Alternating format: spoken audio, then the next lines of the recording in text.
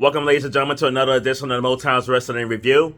And I'm back, Tony Motown Allen. And I know y'all probably thinking that, like, I must have got a hold of Mandy Rose or AJ Lee because, you know, you ain't really seen AJ since WrestleMania. You ain't really seen me since WrestleMania too often. And that's because I've been putting it on AJ Lee like this. No, I just been kind of, I'll be honest with you, I just been kind of bored, uninterested. Like where the WWE is right now is not exciting, fun, or anything to me anymore. Like they've had some good moments though, but overall, I have not been happy with the product itself. So that's why I've been really kind of easing off on the shows. I just haven't been as interested as I used to be. And honestly, and I don't think a lot of people have been as interested in my reviews as they used to be because the numbers have not really been there. But so I took a little break, a little recharge and everything. And today there's a comment, there's a post that I put in Motown's Wrestling Group that we're going to discuss. I posted it yesterday or the day before, like in the last 2 days. But who should have been the one to end the Undertaker streak at WrestleMania? Yeah, we all know that Brock Lesnar is the one. And 21-1. But I don't think there's anybody,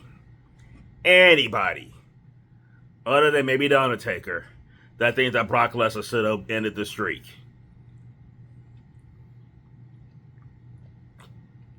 So who should have? A lot of people say nobody. I'll be honest with you. A lot of people say nobody in the comments. And anytime I've had this discussion with different wrestling fans, a lot of people feel that nobody should have ended the streak. I'm going to leave my comments about that later. But there was two prominent names that came up a lot in the comments. But I'm going to read Tony James's comment first, though. And the reason I'm going to read Tony James's comment first because he's the only one that picked Sting. Sting, the matchup the world wanted to see. It was the matchup that the world wanted to see for a long period of time, way before Sting finally got there. I'm not saying that Sting should have been one to end the streak. I don't think Sting deserved to end the streak. If for no other reason, because he wasn't a WWE guy. In my opinion, that streak is something that should go to honestly, in my opinion, it should go to a WWE guy that could use the win. Not picking Sting on that. Not at all. It wasn't Sting for me. But it was the matchup that everybody wanted to see. And I think we definitely... That was a huge missed opportunity. Undertaker versus Sting at WrestleMania was a huge missed opportunity. But he shouldn't have ended the streak. We had a couple of people say Bray Wyatt. Joshua and the marvelous Marcus Buckley picked Bray Wyatt. And as far as a wrestler goes, if you're just looking at just a wrestler from head to toe, gimmick, character, everything, good pick in my opinion. Good pick. I wouldn't have been mad with Bray. Actually, I thought Bray was going to be the one that ended. I really thought that he definitely was a better option than Brock fucking Lesnar. But it didn't happen. But definitely a good pick. We have some CM Punk picks. And I do like the CM Punk pick as well. That was one. I mean, and honestly, it's kind of cool because Bray Wyatt and CM Punk were the two that I was kind of leaning towards as well. We had Daniel pick him. We had Larry in the group pick him. And your not so humble correspondent, Robert Black, basically said nobody should have ended it. But if somebody had to end it, it should have been CM Punk. So I did like that pick a lot. I was leaning a little bit more towards that. Daniel, when he picked Punk, he said, at the time, you can make the only logical answer to be CM Punk. It really made too much sense at the time. And I do kind of want to jump into that comment a little bit later because there was a lot of truth to that comment. Definitely a lot of truth to that. Now, we also had comments from Anthony Wilcock, who said, in my opinion, he should have retired the streak at 20-0. when he had the end of the era Hell in a Cell match versus Triple H at WrestleMania 28. But since he didn't, Punk was on his best heel run ever, and it should have been Hill. Yes, Bray was a good pick, even Roman, but Brock didn't need this win, and he's absolutely right. Brock definitely did not need that at all. Do agree with you a lot though. Like no, definitely CM Punk would have been a good option if you're going to have it in. Me personally, at the time, I honestly thought Triple H might have ended it at the end of the era. I'm not saying Triple H would have been a good pick, but I really thought that was going to be the end of the streak and the end of the Undertaker, that match, but it wasn't. Especially when Shawn Michaels did the super kick into the pedigree. We had a WrestleMania party in my house. I jumped up, like, yelling and I was so fucking excited. So, and Antoine said, Undertaker wanted the streak to end and selected Brock Lesnar to be the one to do it. It was a good idea, but waited too late to do it. Definitely agree with that to a certain extent. I don't, in my opinion, it should not have been Brock Lesnar, but if it was, they did wait too long to pull the trigger on it. I think it would have had more impact and maybe have gone over a little bit better if they didn't wait as long as they did. If he would have ended it like about 5-6 years sooner, I could definitely see that though. But me personally, I just think character-wise from top to bottom, Bray Wyatt was tailor-made for this. But my pick is also CM Punk. Because it's not only like about the character, but sometimes it's about the situation.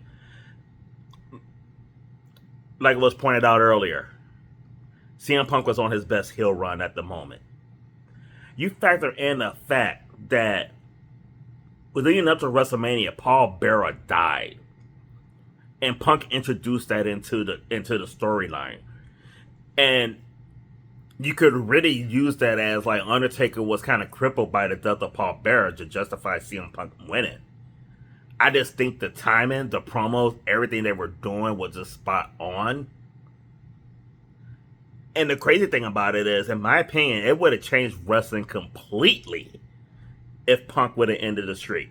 Nothing changed with Brock Lesnar in the streak. Not a goddamn thing changed. It didn't elevate Brock any more than it already did. Because by the time that Brock Lesnar ended the streak, he was already the fucking megastar that he already. So him ending the streak did nothing for his character or the business. CM Punk now ending that streak changed wrestling. I don't think CM Punk leaves wrestling for 10 years if he ends the streak. Can you imagine? Like, what we got with Paul Heyman with Brock Lesnar part-time, we would have got with CM Punk if CM Punk would have ended the streak before Brock Lesnar did. It would have put Punk on a whole nother level, would have elevated him big time. I'll be honest with you. I could be wrong.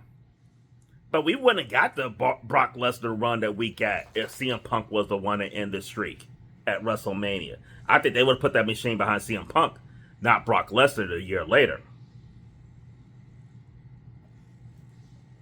And it affected AEW. Now, this part, some of y'all might not agree with or even like, especially because Motown's Wrestling Group, a lot of motherfuckers in that motherfucker love CM Punk. And I'm a CM Punk fan too. But I'm about to rip the Band-Aid off the skin. I'm about to rip that motherfucker off. There's a lot of factors that kind of went to the downfall of AEW. And when I say the downfall, I mean they're still pretty successful, but they're not what they were 2-3 years into the business. Like, that company has digressed. And it started. The downfall of AEW, honestly, it probably started with Cody Rhodes leaving. But in all honesty, the downfall of AEW began with CM Punk going there. Now, he ends the streak, and he doesn't leave wrestling for 10 years. 10 years, however long it was. He never goes to AEW. There's never that division. All that drama, bullshit, and everything doesn't happen in AEW. AEW, I'm not saying for sure that they would have stayed on the right path, but it's a strong possibility AEW will be stronger than they were because of CM Punk. Not that CM Punk didn't put eyes on the product and everything.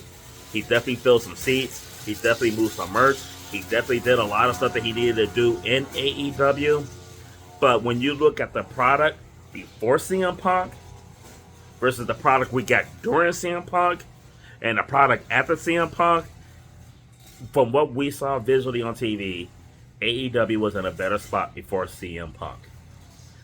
Everybody loved AEW before that. Like when Punk went there, it was just like, we love AEW, we love CM Punk. This was a huge ass love fest. And it wasn't. It really wasn't. It was a disaster. And I'm not blaming CM Punk completely. He gets a lot of blame on it. He definitely gets a lot of blame on it. But I'm not blaming him completely on this being a disaster at all. But him being there hurt AEW. It absolutely did.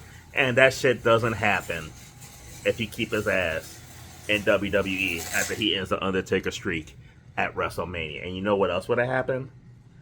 I would have had my boo skipping around TV in some form. I mean, like her neck was all fucked up. She couldn't have kept. She would have been wrestling this whole time, but she would have been there in some form. She definitely would have. But as far as, I mean, we had the majority of the people said nobody said like Chance, Nardo, all for Bolo, no Art. The guy, one of our members, Larry. A lot of people said nobody should end the streak. And I completely disagree with that. Completely disagree. For personal reasons, I get you don't want Undertaker to lose at WrestleMania. The man was 20 and 0, 21 and 0, 21 and 0 at WrestleMania. I get you didn't want nobody to end the streak. But the whole point of a streak is the payoff. You don't invest 21 years.